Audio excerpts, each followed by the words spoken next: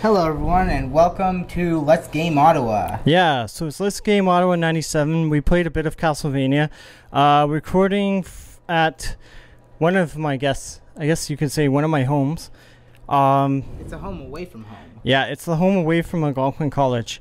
So we're recording after Castlevania, the Castlevania week, a few days later. And you've never played Castlevania, the original for Nintendo before, right? I have. Yeah, it's a classic game. Yeah, very classic game. I mean, I think I've played either a derivative of it or... You might have played a later one, number 2 or 3. Or probably... I've played 2, I think. Okay. Yeah, because a lot of people were like... one of my friends, Jeff, he's like, oh, why didn't you choose Simon's Quest, which is number 2? And I was like, well, it's not very linear. It's not like the first one where you just go, you beat the level, you beat the boss. Not only that, but it's not really a really good game. It's a lot of trekking. You have to pick up items and stuff, like relics and things. And you have to throw oak stakes at orbs, and you have to kneel in front of walls for 3 seconds. But Castlevania, the first one, I remember, it's funny because Nintendo made it into their top 10 Play 10 player's choice, and you could actually split it up fairly evenly before you have to put more quarters into the machine, and it's kind of strange how it was like that. Number 2 is a lot harder, but they usually gave like a 10-minute, I think, countdown for all those games back in the day in the arcades, and it's one of those games that you have to memorize patterns really efficiently. Oh, yeah. Like, if you know the patterns for the enemies, then you can beat the game without getting hit or, barely getting hit. Yeah, but the first timer will be like, those Medusa heads. It's so hard. Yeah. I remember like getting hit by those Medusa heads all the time, and one of them actually slam dunked me into the pit. Yeah. It was like overhead me, and then it's like slam dunk, motherfucker. Yeah. So, anyways, Castlevania, I think in terms of historical terms and its place, it's interesting because it was one of the first adventure games where you progressed and you picked up stuff, you upgraded your whip, and different levels, and it actually seemed to be like very well designed to be like to tell a story, right? It wasn't like these weird random enemies. It was telling a story about how he has to go and defeat Dracula, and so that's what made it very different from a lot of other games, I think, and it still stands out today. I'd say like there are very few games that are like Castlevania, sort of the theme, and it's got its own distinctive style, Most definitely, yeah. The thing is that the game is hard. Like, this is when people Nintendo hard. Yeah, Nintendo hard. It's like if people were hard wondering and Nintendo hard. What's with all the games being like. You have the modern games now, which are harkening back to the 8-bit days. Yeah. That are becoming more and more hard. And you have Castlevania to thank. Castlevania was made by Konami. They're the same guys that made Contra. A game so infamously hard, they actually inputted a cheat code to give you additional lives. Yep. So, yeah, I mean, it's a very influential game. I'd say it's fairly popular. I'm not sure if it's totally mainstream. If it has an on the peripheral successor like Kickstarter, then yeah, it's mainstream enough. Yeah.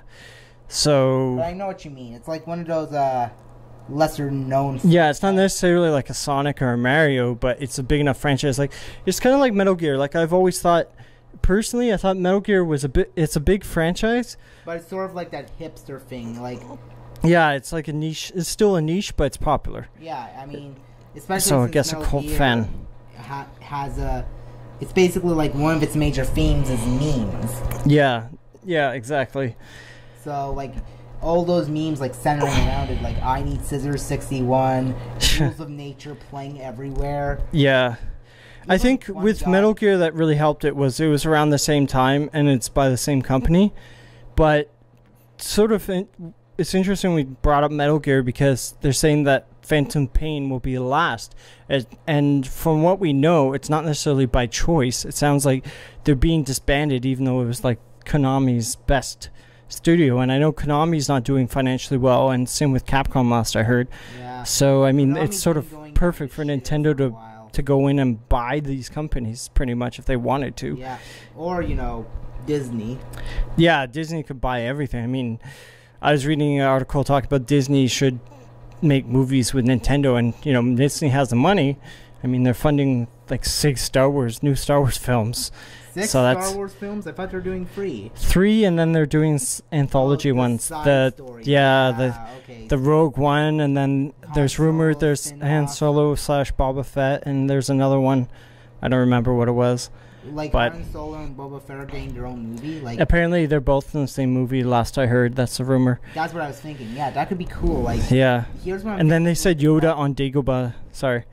Like the plot would be like on one half of the movie will be about Han Solo, the other half will be about Boba Fett, and the last half of the movie will be. I just hope they don't make it forced, because like I like Shadows of the Empire, but it seemed like everything was forced because the timeline they had to deal with. Like Luke Skywalker is there, Han Solo is in Carbonite, and it seemed kind of forced. Like they had to work within kind of like the prequels for Star Wars. Yeah. They were forced to fit in like these are the circumstances instead of having something completely different.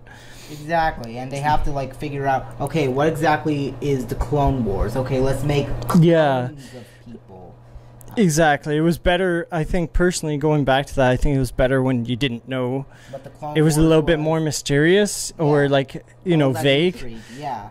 And then they tried to write a backstory, and it's like, well, we don't have a story. Let's just make up some random fight scenes or something. So, yeah, I mean, like you can seriously compare the later Star Wars to the earlier Star Wars. Like, yeah, you can definitely see like there's definitely like a genre shift in the movies. But what I find, again, on this topic with the whole Red Ash, you know, Red Ash is Mega Man Legends 3, sort of the continuation. Oh yeah. Yeah. That, and I found like people weren't paying money for it because they probably, like, from what I read, they thought it was too close to after Castlevania, you know, the spin-off, and Mighty Number 9. And I think it's also, I think it's just the meaning, like the meaning of doing a semi-sequel to a series where there's no story, there's no continuation. It's kind of different than if you just make a clone of a certain game. Well, I think we're seeing a big resurgence here, though. Yeah. Like, early on in, like, the early days, we were calling first-person shooters Doom clones. Yeah. And sooner than later, they just became first-person shooters. I think the same thing will be this. Like, we'll be calling things like Mighty Number 9, like Ukulele, before we decide to finally name them a proper name, like, say, the Throwback games, or... I think they managed to make a lot of genres before in the 90s and 80s, and it's kind of hard because people have really thought out, like, to get this far, so there aren't as many original ideas, because a lot of the different genres have been... Yeah, exactly. I mean, it's hard to come up with something that's completely original. Like, even look at the Katamari Damacy guy. His new game, from what I've seen, it looks very similar to Katamari Damacy, and I think even Damacy. Is it Damacy? Yeah, Katamari Damacy. The silent H. Oh, okay. I thought it was like, or Katamari Damacy or whatever. Yeah. Anyways, but it's really that hard to come up with something original, and even his new game looks. Just and seems to play similarly. Yeah. I personally think that, like, there's no ceiling. We just need to go above and beyond. Yeah. We just need more technology. I mean, okay, like what's the Morpheus that they're working on? Oh, Project Morpheus, the Sony Morpheus headset. Yeah. That will open up a little bit of new territory to explore. Things that Oculus Rift has probably explored already, but like, give the right technology to the right person, and he'll write a completely new story. Yeah, well, I think it's the thing with those, at least with Morpheus. It's still one of those learning things, and I think when you reach that sort of experimental stage, that's when you start to see the different games. You know, when there's stuff that you can do that you couldn't do before. Yeah. Like if you see the shift from, I'm trying to think of a really good example, but you couldn't do stuff on the it's hard to think of an example, but with the PlayStation, with the PlayStation 1, because they had CD audio quality music and stuff, they decided to put FMVs. Well, yeah, I mean, there was stuff like that. That's another example. I was going to say something like, you know, orchestrated music, or I mean, anything like that. Like when you can have more objects running on screen, like that's a good example. That comes to mind when what was that game? Omnimusha? Onimusha. Yeah, like that wouldn't have been possible on a Nintendo unless it was like centipede graphics. But as soon as people can have, an idea and execute it better, that it wasn't possible before. Like Smash Brothers. Started off as a generic fighting game before somebody threw Mario in. Yeah, well, I mean, it's just those are the type of things. Like, if you're, like, I know a lot of what made Metal Gear Solid was the fact the system, they tried to push the system as far as it could go. Same with GoldenEye. If you look at GoldenEye, they were trying to stuff as much and be as ambitious as they could with the different missions, like make it like James Bond. Which was so ambitious, they literally had to create a new thing to put in the N64. Yeah, the extra memory. So, I mean, as long as people try, and I don't think it's necessarily ambition. This is like a totally different area from Castlevania and everything. But I think when you try and do something that no one else has done before, that's when you try and do something different. That's when you can create that new genre. Exactly, and it's hard to get to that point for us to explain it. The thing is, I'm gonna quote game theory on this. Well, not really quote, but like use it as a source. The reason why we're not seeing like more and more innovative stuff is because as a gamer base, like not you or me or some random guy down the street, like everyone as a whole, they prefer the same. Yeah, I mean it's a greater risk, right? Yeah, and it's not a greater risk. It's a greater risk for them to make something new that may not sell. That's what I meant. Exactly. Like so you make like Mario, like it's to the point where we were talking about Splatoon a lot, and we were talking about how it was like the first Nintendo property that they've made in a while since Pikmin. IP, yeah. Oh, really? I didn't realize it was that far back. But well, I can't think of some one. Other things in between, but yeah, probably. I just can't think of them right now. End of the day. Anyways, it was like, and we were talking about how close it could have been to have like, a Mario just be Mario or Mario Kirby. Paint, like paintball, and you gotta think about all those other games like Kirby's Epic Yarn. Like, was it supposed to be a Kirby game? Exactly. You don't know. You don't know if Mario Kart was supposed to be something else, like or like it could have been like. That's just an example. You don't really have the necessary Kirby elements in it. It was complete. It was a divorce from the original Kirby games. Yeah. Just like Star Fox Adventures. Well, that's the thing, and sort of to branch off a bit of that too. With the new Star Fox game, they pretty much rebooted. Like, they didn't like what Star Fox Assault had done, where people had retired or weren't flying, and but basically it rebooted like Mortal Kombat X style, where well, what I was trying to get at was more with Star Fox, they designed something different, and now people apparently say it's hard to control. Now, it was like that before with the controls with Splatoon, from what I've read. Some people were saying when they tried it the first time, like the beta for Splatoon, people hated it. But with Star Fox, they designed something different first and then built the game after, which I think is interesting. But with Castlevania, I think when you start to do a clone of Castlevania, at least this is how I feel. I feel it's not quite the same. Like, yeah, you can clone the mechanics and everything, but will you enjoy the story because it's like Castlevania, or will you enjoy it because it is Castlevania? Yeah, exactly. That's why I find sometimes I'd rather play the real thing. And some games, it's like that. Although, there could be like one way people can enjoy the game because it's Castlevania. Yeah. Castlevania Maker. Yeah, well, that's the thing. Like, I was at PAX 2 years ago, and I bring this up only because the game that everyone's like, it's like Metroid, and I was like, okay, yeah, it's like Metroid, but I'm not finding the fun here. Like, I didn't say that to them. I didn't want to be rude, but like the designs were kind of like Metroid, but the game just didn't feel like it had its own essence. Yeah. And I think when you try and just clone a game, like if it's like Castlevania or Mega Man Legends or whatever, you lose a bit of that if it doesn't have its own flair. It's just like if you copy someone's, it's like, homework. I've actually seen like someone reviewed this game that was essentially like a ripoff of Ratchet and Clank. Yeah, and you see that in reviews. They're like, this game plays like this.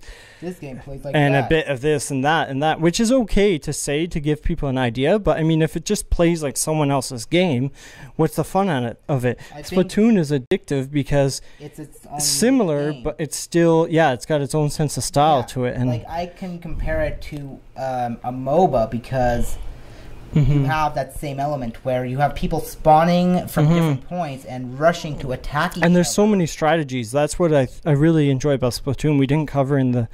I don't think we had a recording for Splatoon, but... Yeah, but the thing is that they removed a lot of the communication that's needed for coordination. And edited a lot of things. Like, it made it a third-person shooter instead of a point-and-click thing. Yeah. So, yeah, that's what I think is going on. Like, you need to just copy exactly, but not too much. Yeah. I think that's what you're trying to say. The game pretty much. I think like if it plays too much like something else and it's not its own product and can stand on its own originality, or... So what you're saying is that you want to play like Castlevania, but not to the point where it is Castlevania. You want to just... You want it to still be unique. I didn't say like necessarily... Give it RPG elements or, not necessarily like it per se, but I mean, it has to have its own uniqueness. Yeah. So, like, it could be like a... Yeah. Like, it could be like Castlevania, but it's a side-scrolling beat-em-up. I think the best example, and it's kind of funny it just came up, but I watched Jupiter Ascending a few weeks ago. Have you seen that? I've heard of it. And everyone describes it like Star Wars. Like, when it came out, and I almost saw it. And, oh my god, it just rips off so many sci-fi films. It feels like a bit like Star Wars, a bit like Fifth Element. And, like, it just does not feel like a movie. Like, it does not feel like it's got its own thing to it. It's just like, oh, this is an idea. This person's like Archangel, without giving too much spoilers. And it's like, yay. But is the movie fun? I wouldn't know who Archangel is, so... X-Men character. Oh, yeah. Yeah, with the wings? Yeah, okay. Yeah. But I thought you were talking about, like, a sci-fi character for a sec. Yeah, it was trying to be deep and sophisticated and maybe a little bit edgy and kind of like Star Wars, but it didn't have that human element to it. It was almost as hollow, in my opinion, as, you know, a modern George Lucas flick. Yeah. That's what it felt like. So it didn't feel like it had its own... While it did something different, it didn't have any purpose to it. And at the end of the day, I think... all that CG. What it all boils down to is it's up to the individual to determine whether or not a game is an homage or a ripoff. Like... Yeah. Because if we were to call everything a ripoff, we wouldn't have been able to progress as much as we would have. Because... back in the day, we had the roguelikes. Back in the day, we had the Doom clones. Yeah. If we just bashed games because they were Doom clones or roguelikes, we wouldn't have games like Call of Duty or Rogue Legacy. I think it's more of a feel thing. You know, if it feels like it's got its own thing and, you know, you can keep playing it and it's fun, then it's just one of those things that you know when you've hit people back. Yeah, and it's a lot of good level design and game design, you know, what works and what doesn't. I think Splatoon without the gamepad would not work. That's part of the experience, is to be like, okay, if I boot here, like there's been cases where I booted to that portion of the map and someone can see that I'm going to jump there, so they just kill me straight away. Exactly. So there's a lot of strategy that wouldn't be there if the gamepad didn't exist, I find. Yeah, like... we were like back in the day when Nintendo Wii came out. Back in the day when I was a youngin', people were like rushing out with new and better things to do. People were trying to make the Waggle thing a little innovation. Yeah, and that everyone tried to find a new way of using it, and now it's pretty much become standard, or it wasn't implemented well. Like, actually, I have a copy of that PlayStation Sports game, and while I find it fun, but I couldn't play it for hours. It's no Wii Sports. Yeah.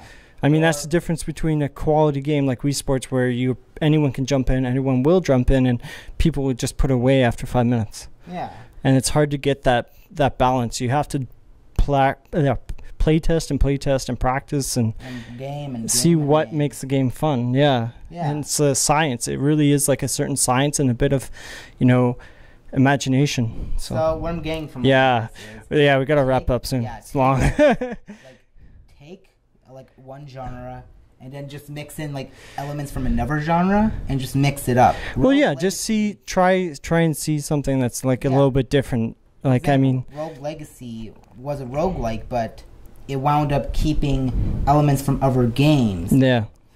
It wasn't just a rogue. And they tested it out. They didn't just like put like, oh, okay, we're gonna have this like part of the game. It's not like Tomorrow Never Dies for PlayStation 1 where it's like, oh, there's a skiing level. Oh, this level sucks. Like, obviously they didn't play test it. They just thought, hey, a skiing level would be cool. And I beat that game, but I had to cheat because it was so hard. Like, obviously they didn't play test it really well. Castlevania was hard enough. Like, but they had to employ Game Genie codes. True, but I mean, with Castlevania, it's one of those games that they designed it, a lot of the Nintendo games, so that you had to keep playing and practicing that level in bosses. Yeah. So, anyways, that was probably 20 minutes, so we're going to wrap it up, I think. Yeah, let's wrap it up now. All right. Well, guys, keep on gaming. Next week, it's Spy Hunter Arcade Edition at Algonquin College on Thursday. So, yeah. Booyakasha. Booyakasha. All right. Adios. Keep on gaming, guys. Take care. Adios. Bye.